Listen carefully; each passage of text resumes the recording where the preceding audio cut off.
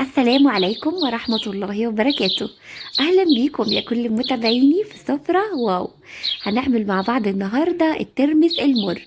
هقول لكم ازاي نضيع المرارة منه، الترمس البلدي. مش الترمس اللي هو بيبقى كبير ده، لا الترمس الصغنطوط اللي خالص. هاخد معايا كوباية من الترمس او اعملوا اي كمية انتوا عاوزينها، الموضوع ما فيهوش مقادير. نقوه بس شوية لو في اي حاجة يعني ترمسية مش لطيفة كده نشيلها. او اي حبايه طوب او حاجه نشيلها برضو. وبعدين نحط عليه ميه. الميه دي هنسيبها فيه لمده 24 ساعه. يعني ما ينفعش نقلل عن كده، لازم 24 ساعه كامله من النقع. تمام. شوفوا شكله بقى بعد ما عدى عليه 24 ساعة كبر ازاي وانتفخ كده، ما بقاش صغنطوط قوي بزيادة وما بقاش مكرمش زي الأول. هغسله من المية اللي هو فيها دي، او هكب المية اللي كان منقوع فيها دي وهحطه في الحلة وهحط له مية نظيفة وهولع عليه في النار عشان اسلقه. تمام. سلق الترمس ده بياخد وقت شوية. زي حمص اللي هو برضو بناكله مع الترمس بياخد وقت جدا. فبنولع عليه على نار، على النار لحد ما يغلي.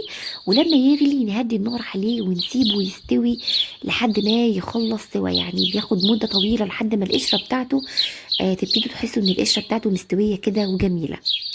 المية اللي طلعناها من غلي الترمس دي مية مفيدة جدا للبشرة وللشعر. يعني صفوها واستخدموها كشاور يعني كحاجة كده طبعا، بس طبعا بتستخدم في مرة واحدة لأنه الحاجات دي بتبوظ. لو احنا في الصيف خلوا باقي الأحداث في الفيديو جوه التلاجة. دلوقتي هحط عليه مية بعد ما صفيته من مية السلق، وهسيبه لمدة 24 ساعة كمان. تمام. شوفوا بقى الميه بعد 24 ساعه معكره ازاي ولونها مصفر. عشان نضيع المراره بتاعه الترمس ده هننقعها 24 ساعه كمان لحد ما الميه لونها يبقى رايق. لازم الميه توصل معانا لدرجه انها يبقى لونها رايق. لو احنا في الصيف دخلوا الحله في التلاجة وسيبوه منقوع فيها. لاحظوا اني ما حطيتش ملح لحد دلوقتي.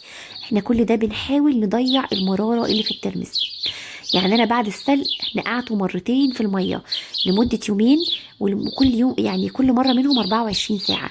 المره الثالثه صفيت، يعني دلوقتي صفيت من عليه الميه بتاعت النقع بتاع المره الثانيه، وبحط عليه الملح، بحط عليه بقى ميه نظيفه وبحط عليه ملح. دلوقتي انا واثقه انه ان شاء الله مش هيبقى يطلع معايا مر. طبعا بدوقه، وكمان الميه طالعه رايقه. انتوا هتعرفوا انه الترمس معاكوا ظبط، وانه ما بقاش فيه مراره. مش بس لما تدوقوه، كمان لما تلاقوا لون الميه بقى رايق.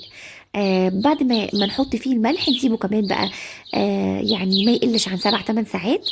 وبعدين عشان الملح يلحق يدخل جواه. وبنقدمه مع رشه من الشطه وعصره من الليمون. اتمنى يكون تمليح الترمس عجبكم، واتمنى انكم تكونوا استفدتوا منه. لو عجبكم الفيديو ما تنسوش تعملوا لايك للفيديو وشير للوصفه. اشوفكم الفيديو الجاي ان شاء الله بأفكار أحلى وأحلى ووصفات كتير تقليدية ووصفات كمان يعني مش منتشرة ومش معروفة. لو عجبكم الترمس اعملوه وقولوا لي رأيكم في التعليقات. والترمس البلدي لا يعلى عليه طعمه، يعني فعلا ألذ كتير من الترمس المستورد اللي هو مبيبقاش فيه مرارة. جربوه وإن شاء الله هيعجبكم جدا. كل سنة وانتم طيبين. أشوفكم الفيديو الجاي. باي باي.